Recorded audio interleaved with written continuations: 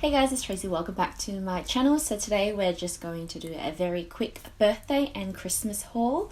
I did manage to get a couple of books for myself during this festive season. My birthday is at the end of November, so I did treat myself quite a bit. And then obviously with Christmas, I didn't buy as many because I do have quite a number of books that I haven't read that I did purchase this year.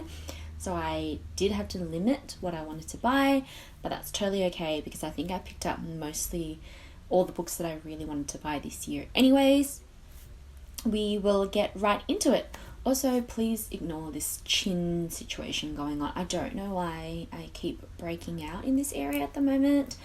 It has been a big struggle town and partly why I haven't filmed a lot, but you know what? It's here. It's probably going to be here for a while, so it just has to make do.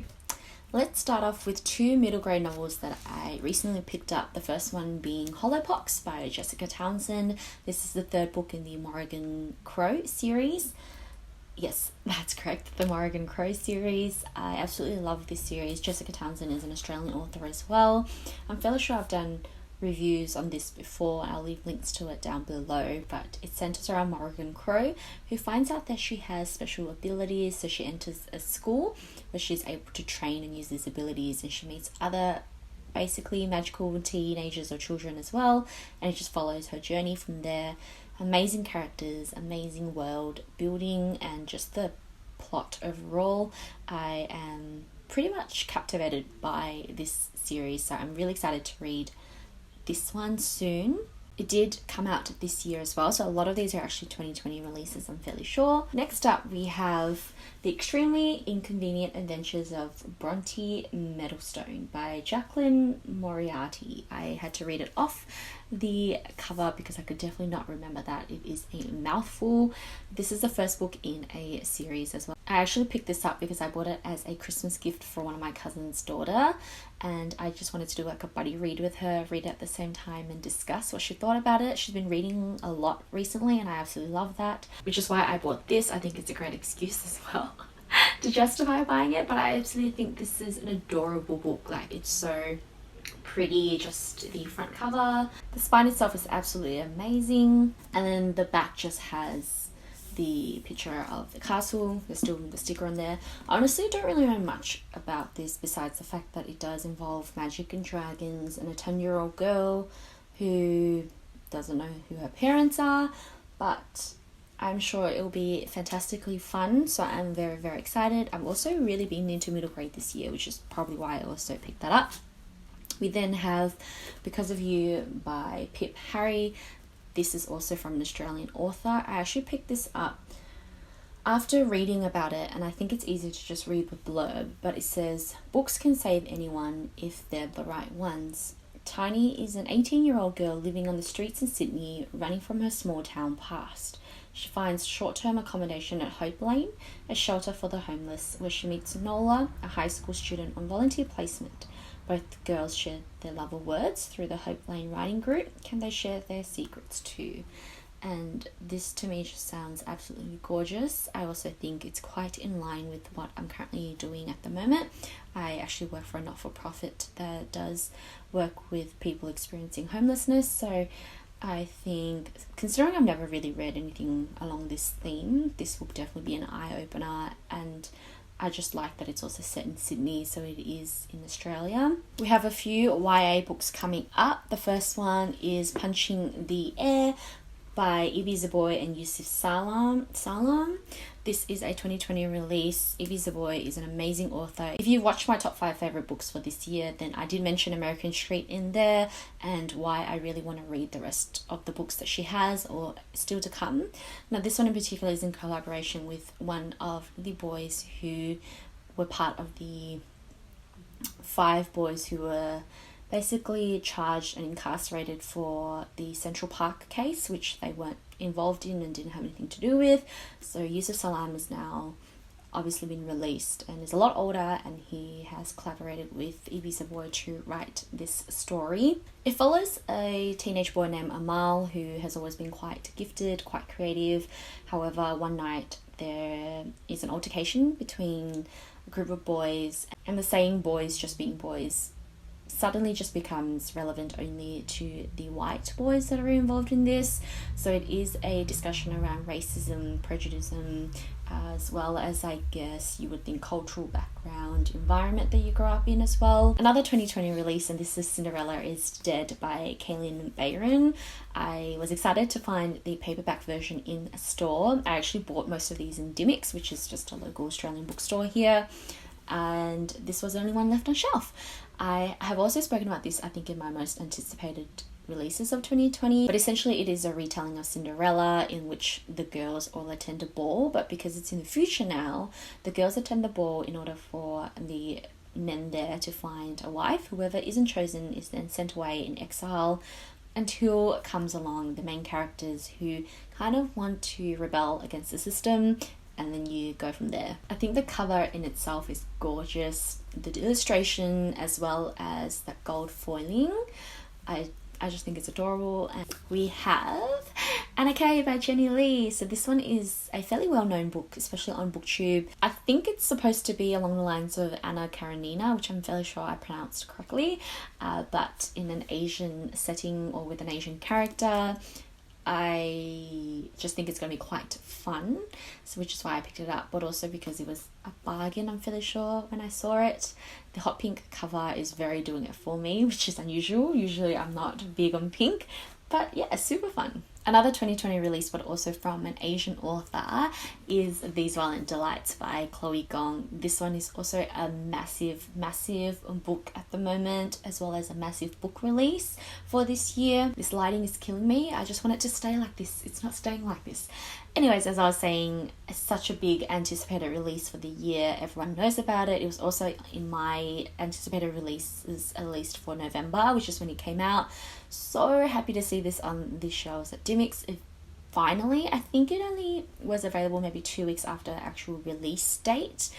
It basically is kind of like an adaptation of Romeo and Juliet, but set in Shanghai when the two gangs are at war, and the two heirs or heiress and heir to the gangs are or were in love, but they suddenly find that they have to work together because there is something quite sinister in the midst that is threatening both their gangs and their livelihoods. I've actually started reading this already. I'm at page 76. I can understand all the hype. I'm also very excited for Chloe herself, and I think she should be proud of what she has created. So I'm looking forward to finishing this. We also have The Poppy War by R.F. Kuang. Can you kind of sense a theme that I went for during this book purchase? Essentially, I just purchased the books that are from diverse authors, but also very well known, very popular. I've heard so many good things about The Poppy War, especially on book Twitter, which is why I got sucked in and bought this. I'm fairly sure I bought this from QVD when they were having their VIP sale. I don't know much except for the fact that it is a YA fantasy, but you know what? I trust you guys. I trust that you have great taste and that the praise for this is well worth it. So when I get around to it, I'm sure I will enjoy it as well. And the last YA book I have, or I don't know if this is actually YA, it might be adult fiction, is Ninth House by Leigh Bardugo. This was a purchase on a whim because of the fact that I've heard about it. Again, through book Twitter and through BookTube, although I think there is mixed reviews about this. Some people love it, some people don't. I'm fairly sure I have read Leigh Bardugo's books before, maybe. Although the fact that I am not quite sure also doesn't give me confidence in that. Originally, I thought this was going to be a fantasy novel, but I was quite mistaken. It is a crime/mystery, which I do love a good mystery novel, so hopefully this catches me by surprise. We have two adult fictions. The first one is On Earth We're Briefly Gorgeous by Ocean Vuong, which is a book that I've been meaning to pick up for ages now, and the fact that everyone loves it helps that to push me into eventually getting it. I am worried that I might cry reading this. I do think there might be quite relatable aspects to it as well, considering that Ocean is penning kind of like, I would say, a letter to his mum, who would have experienced the same thing that my dad has experienced. So I do think that this might hold a special place in my heart once I do read it. And then we have A Little Life by Hanya Yanagihara. I'm so sorry if I butchered that. I actually got this I was actually thinking of buying this at Dymocks for about like $30 or something, $25, something insane like that. And then I found it at a op shop, or a thrift store as a lot of Americans will refer to, for $2, which absolutely blew my mind, and I was so happy. Again, I bought this because of raving reviews and the fact that it is beautiful and haunting, and that it becomes really memorable. I am quite daunted by the size of it, though, I will have to say. I think it is quite big. It is damaged, but you know what, for $2 I'm not going to complain. The last book I bought was Nothing Much Happens by Catherine Nicolai. This one I also purchased as a gift for my best friend. Essentially, it's a non-fiction / self-help book. We both, my best friend and I, we struggle with sleeping or getting to sleep. Partly because we stay on our phones the entire night, but also because we just don't wind down or relax well enough to actually lull ourselves into sleep. This here, written by Catherine Nicolai, is basically a collection of books where nothing happens, and it's just supposed to set a calming scenario, situation that can help you fall asleep and help you become drowsy. I just think this is such an incredible idea, and I knew I just had to get it for both myself and my best friend. It is set based on seasons as well, so you can read it in winter, autumn, spring, summer, according to which season you're in. I haven't really gone through and read much of it yet, but it's on my bedside table, and I'm trying to commit to healthy habits and a healthy lifestyle in 2021, so I'm sure this will help me out. This is also quite random, but I got given these 2 arcs from one of my old workplaces because I was reading it at the time, and then when I left work I just left it there. So when I went back to get it, they were like, you can just take it because you were in the middle of reading it. So I have Bridge of Clay by Marcus Zusak and The Binding by Bridget Collins, both quite well-known books. They're both adult fiction.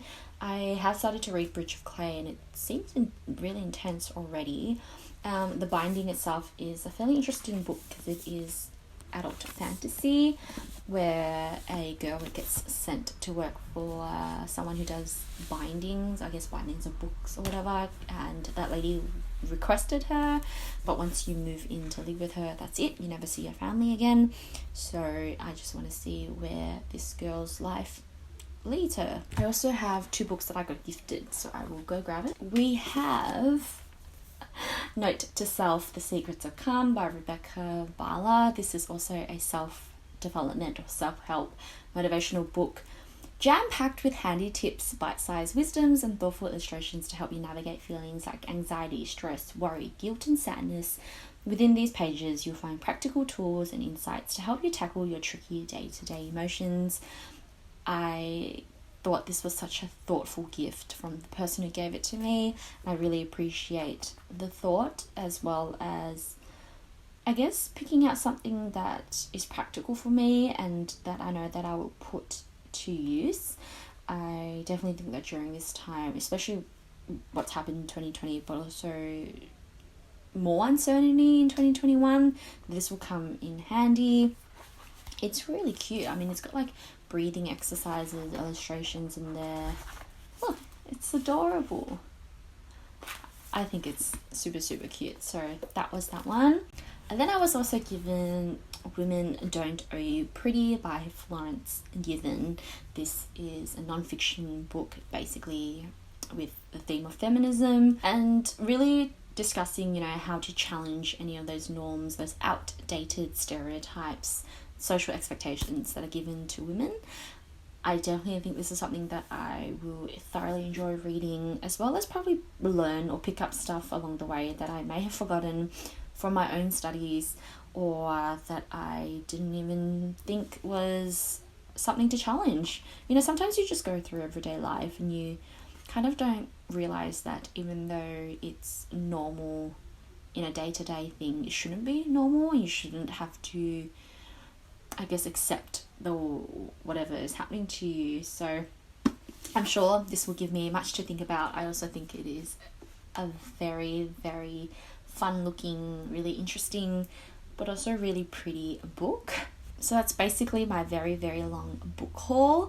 If you guys have read any of these books, leave a comment down below to let me know what you thought about them, which one I should read first. Otherwise, I do hope you guys have a lovely, lovely day.